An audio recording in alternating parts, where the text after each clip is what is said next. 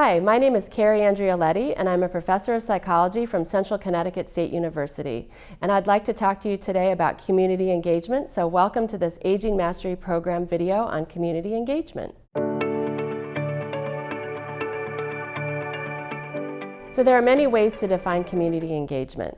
Often the first thing that comes to mind is something like volunteering at your local library or at a school, but there's also other types of community engagement. Picking up litter in your local park, it could be even helping your neighbor, bringing in her mail or feeding her cat, getting involved in town politics, even running for town council is a way to be involved. You don't have to be physically going out in the community to be involved in your community. There's lots of opportunities for making phone calls from your home or getting involved in citizen science projects on the internet.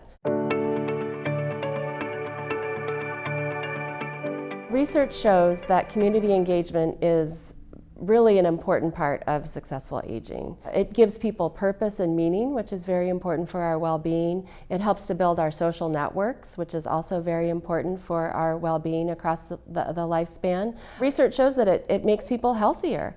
If you're busy engaging with your community, then it helps to prevent social isolation. People tend to be more physically active, take better care of themselves. So not only are you doing good for the community, but you're also doing good for yourself to be involved.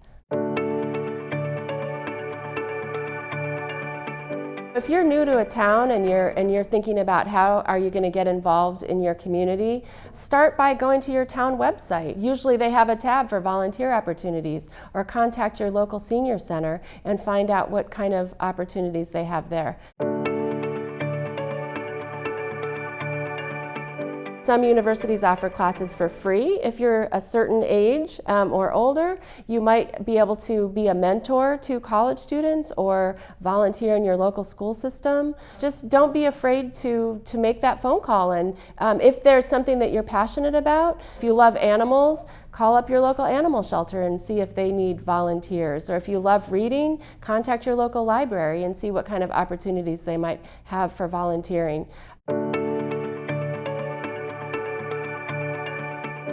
One really important part of community engagement is that you need to do something that you feel is important to you, that you value, and that's going to make your engagement even better for you. So it's not about you just have to do something to keep busy, but it's about finding things that you're passionate about, that you're interested in, focusing on your strengths and what you have to offer.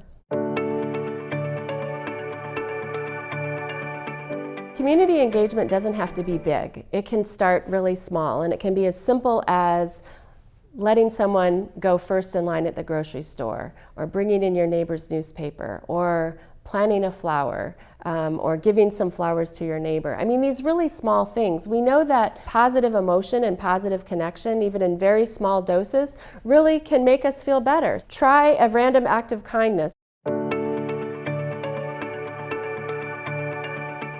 Community engagement is also really important for a sense of purpose and meaning in life. And research shows that for people who have a sense of purpose and who are engaged with their communities have higher levels of well-being and a lower incidence of depression. They tend to take better care of themselves. So it's important to find something that you feel really good about doing and, go and do it.